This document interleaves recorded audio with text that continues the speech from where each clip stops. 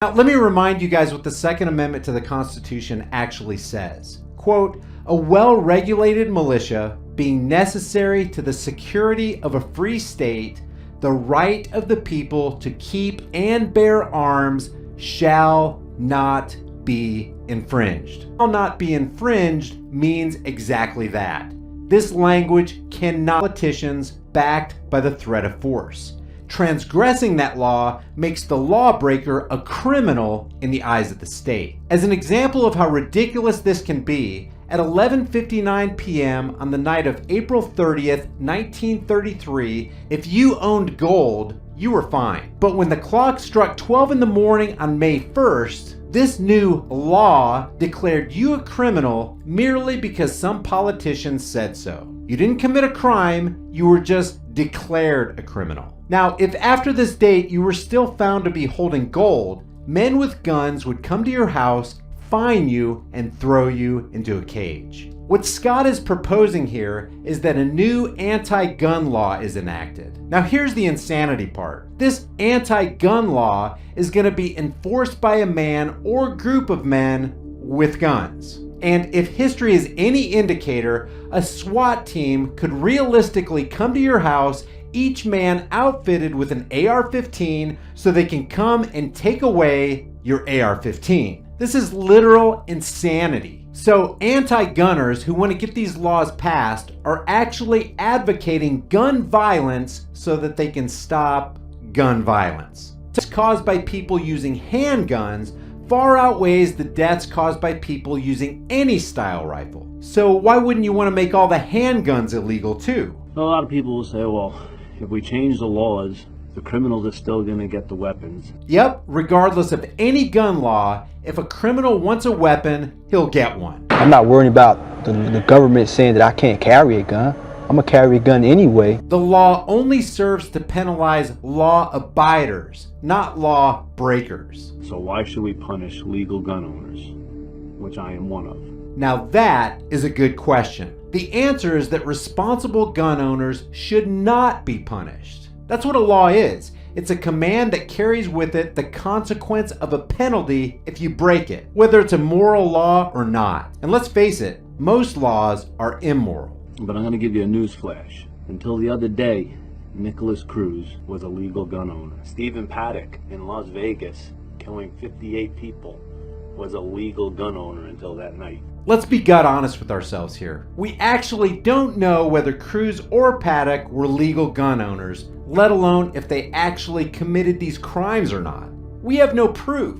We know what mainstream media and government sources tell us, but we've already established the fact in previous videos that both mainstream media and government agents are prolific liars. That feeds the fire of the anti-gun movement, and we can't afford to get sucked into this faulty line of thinking for 1 second. This is an underhanded, highly deceptive, logical fallacy. That is, there's a fatal flaw in the structure of his argument which renders his entire argument invalid. Based on everything else he says in this video and the way we know he thinks, his question, is the right to own this weapon worth more than someone's life, is actually a statement. He's implying your right to own this weapon is not worth more than someone's life. These two concepts of the right to own something as opposed to the value of a person's life tries to get the listener to choose one and let go of the other, or vice versa. If you answer, yeah, my right to own this weapon is worth more than a person's life, then you are a bad person. If you answer, no, my right to own this weapon is not worth more than a person's life, then based on his argumentation and using his logic, this dictates if you want to save a life, you have to give up your rights. And this is called manipulation.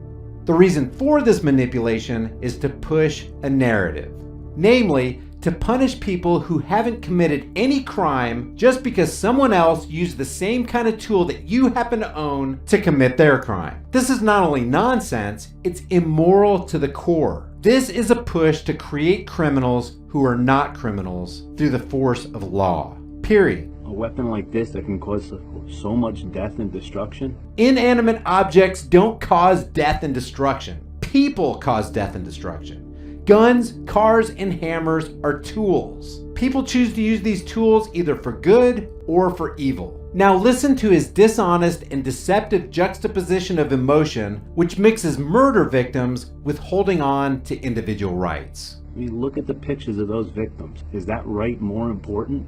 I don't think so. Again, victims of a horrific murder have nothing to do with yours or my ownership of any kind of weapon. At this point, Scott says this. I'm going to make sure that will never happen with my weapon. Now he proceeds to take a chop saw and cut the barrel of his AR-15. And here's the hilariously ironic thing. I want you to pay close attention to a magical moment that's about to take place right here on video before your very eyes. Scott Pappalardo went from a legal firearms owner to, wait for it, right there. Did you see the barrel drop? Scott Pappalardo just became a felon. And he did this while trying to stoke the fires of more gun legislation, while he's breaking the law. Why is he a felon at this moment in the eyes of the state? He makes a cut to the barrel about 3 to 4 inches from the barrel nut. Unless he had a previously approved ATF Form 1 to create an SBR, or short barrel rifle, regardless of intent, he violated the National Firearms Act of 1934, which requires a rifle to have a barrel of at least 16 inches or an overall length of less than 26 inches. Just for an example, here's my stock AR-15 M&P. Its overall length is a little more than 32 inches. If I cut mine about where Scott cut his, the overall length will be cut down to about 19 inches, as indicated on the tape measure by this deadly knife. By the way, the number of people who died in knife crime in 2016 was 1,604, almost 4.5 times that of every style of rifle combined. 374 people were shot to death by rifle in 2016, and the AR-15 makes up a very small portion of that number. Oh, and that hammer right there? 472 died by hammer crime in that same year. Almost 100 more people died by way of assault hammer than by rifle. If you statists are concerned about those deaths, which you haven't been, I'm sure your legislators will be more than willing to make a law for that too. So just to recap, the most deadly weapon in the frame here is that assault-styled steak knife, not the AR-15.